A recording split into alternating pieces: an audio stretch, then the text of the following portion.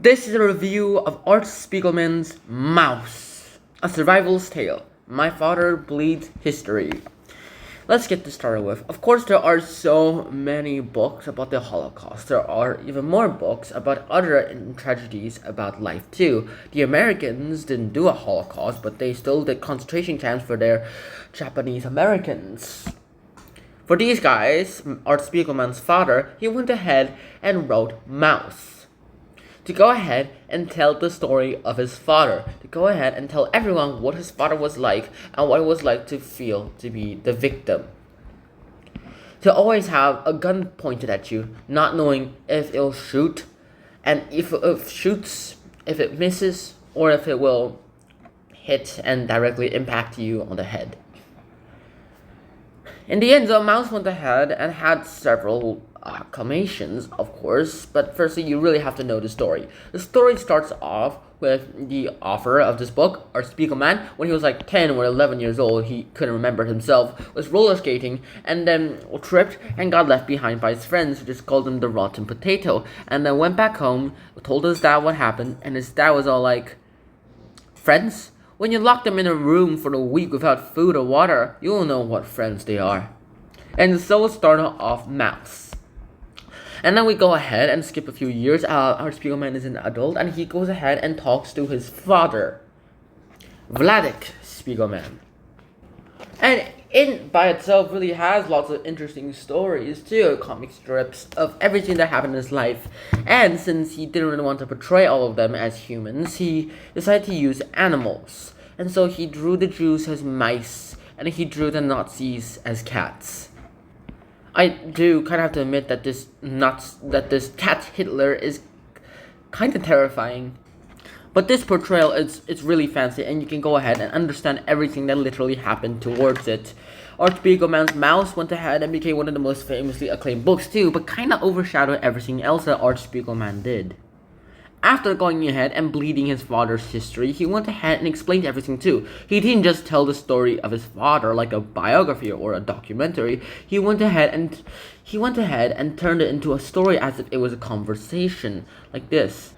He would go ahead and not just write about what his father told him, he would include everything about their conversations too. Like, instead of just going ahead and saying that by 1931, and then when his father said something else, he just skipped ahead, he would go ahead and write everything in chronological order. He would tape record everything and then go ahead and write everything like that too. He would go by the tape recorder, even if it meant going ahead and putting in some extra information that was not necessary or not needed. Art Spiegelman does really have a quick mind too.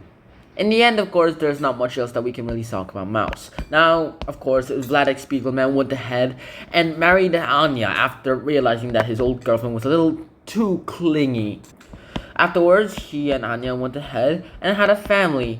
Yay, hooray. And in the end, of course, there was not so much else that we can really do. MAUS went ahead and it went ahead and showed the bonds between these two people. He realized that Anya was always very nervous and always very skinny because of that, and would just not really want to live for life. They had a son named Richu, and there was not much else that we really could think about too. Richu never survived the war, unfortunately.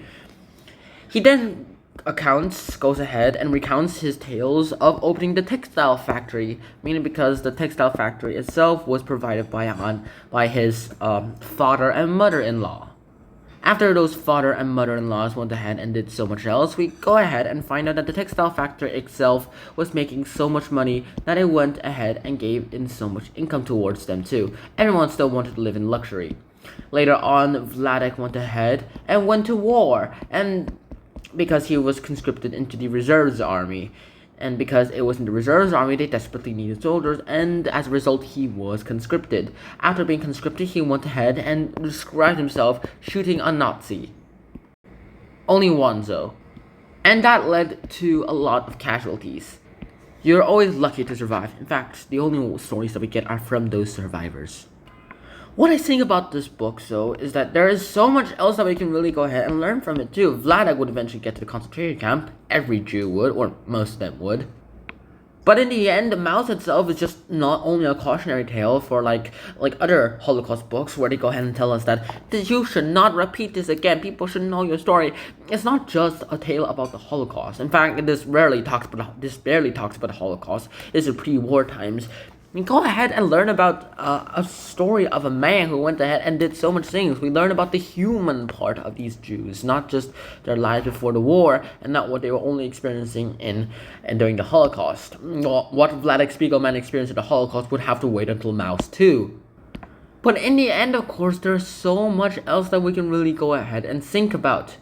Art Spiegelman will go ahead and teach us about so many things in our lives that were taught by himself from his own father. His father will be a little bit of a sacral maniac, mainly because probably the Holocaust turned him into that. But we would still go ahead and learn about MAUS too. We learn about the effects of the Holocaust before we're even told about what happened in the Holocaust in Vladek Spiegelman's perspective.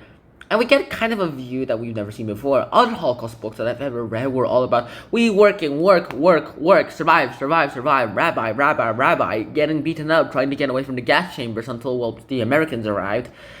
But what I read, though, in this book is something entirely different. Specialists, smart things, and relationships, which we'll all have to wait until MAUS 2 video is made.